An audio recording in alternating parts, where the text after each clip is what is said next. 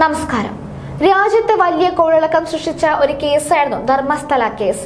കേരളത്തിൽ ഉൾപ്പെടെ മാധ്യമങ്ങളിൽ വൻ ചർച്ചയായ ഈ കേസിൽ ഉയർന്ന ആരോപണങ്ങളെല്ലാം ഒടുവിൽ വ്യാജമാണെന്ന് ബോധ്യമാവുകയും ചെയ്തു.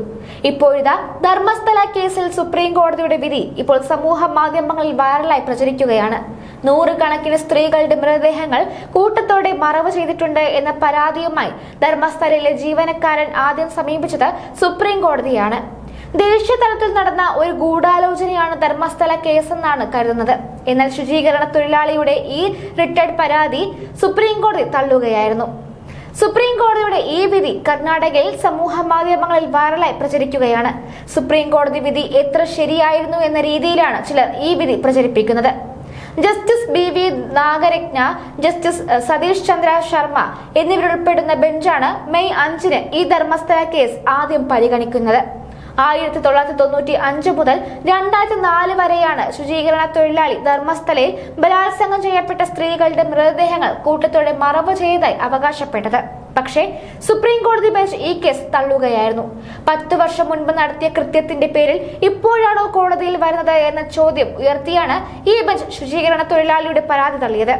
സുപ്രീം കോടതി ജഡ്ജിമാർ എത്ര ശരിയായാണ് ഈ കേസ് വിലയിരുത്തിയത് എന്ന് പിന്നീട് തെളിഞ്ഞു. ഈ പരാതിയിൽ ഗൂഢാലോചന ഒളിഞ്ഞുകിടക്കുന്നതായി സുപ്രീം കോടതിക്ക് സംശയം തോന്നിയിരുന്നു. പരാതി നൽകാനുള്ള കാലതാമസം കാരണം കേസിന്റെ മെറിറ്റിൽ സംശയം തോന്നിയ സുപ്രീം കോടതി കേസ് തള്ളുകയായിരുന്നു. സുപ്രീം കോടതി കേസ് പരിഗണിക്കുകയാണെങ്കിൽ അവിടെ കള്ളത്തെളിവായി കൊണ്ടുവന്ന തലയോട്ടി എടുത്തു വീഴ്ച ദേശീയ മാധ്യമ ശ്രദ്ധ പിടിച്ചുപറ്റാനായിരുന്നു ഗൂഢാലോചനക്കാരുടെ ശ്രമം.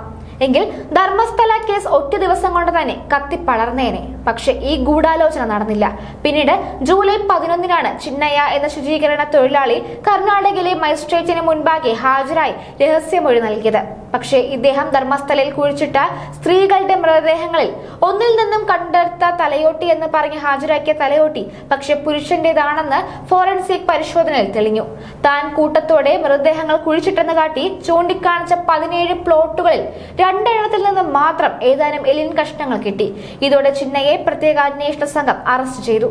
ചിന്നയെ കൊണ്ട് നടന്ന ബംഗളൂരുവിലെ ലക്ഷങ്ങൾ ഫീസ് വാങ്ങുന്ന അഭിഭാഷകർ പിന്നീട് ചിന്നയ്ക്ക് വേണ്ടി ഹാജരാവുക കൂടി ചെയ്യാതെ കേസിൽ നിന്നും ഒഴിഞ്ഞു മാറുകയായിരുന്നു. ധർമ്മസ്ഥല കേസിൽ ഒട്ടേറെ കള്ള നാണയങ്ങൾ പൊളിഞ്ഞു. അനന്യ ഭട്ട് എന്ന MBBS വിദ്യാർത്ഥിയുടെ അമ്മയായി ചമഞ്ഞ സുജാത ഭട്ട് ധർമ്മസ്ഥലയിൽ ഇവിടെ കുഴിച്ചാൽ നൂറുകണക്കിന് സ്ത്രീകളുടെ മൃതദേഹങ്ങൾ കിട്ടുമെന്ന് പറഞ്ഞ് ധർമ്മസ്ഥല ക്ഷേത്രത്തിന്റെ മുൻപിലെ പ്ലോട്ട് ചൂണ്ടിക്കാണിച്ച മാധ്യമങ്ങൾക്ക് മുമ്പാകെ പറഞ്ഞ ലോറി ഉടമ മനാഫ് ധർമ്മസ്ഥലയുടെ ഗൂഢാലോചനയും നൂറുകണക്കിന് കൊല ചെയ്യപ്പെട്ട സ്ത്രീകളുടെ കഥകളും നൂറുകണക്കിന് വീഡിയോകളായി പുറത്തുവിട്ട ദ ന്യൂസ് മിനിറ്റ് എന്ന വെബ്സൈറ്റ് അങ്ങനെ പലരുടെയും മുഖംമൂടികൾ പൊളിഞ്ഞു വീണു.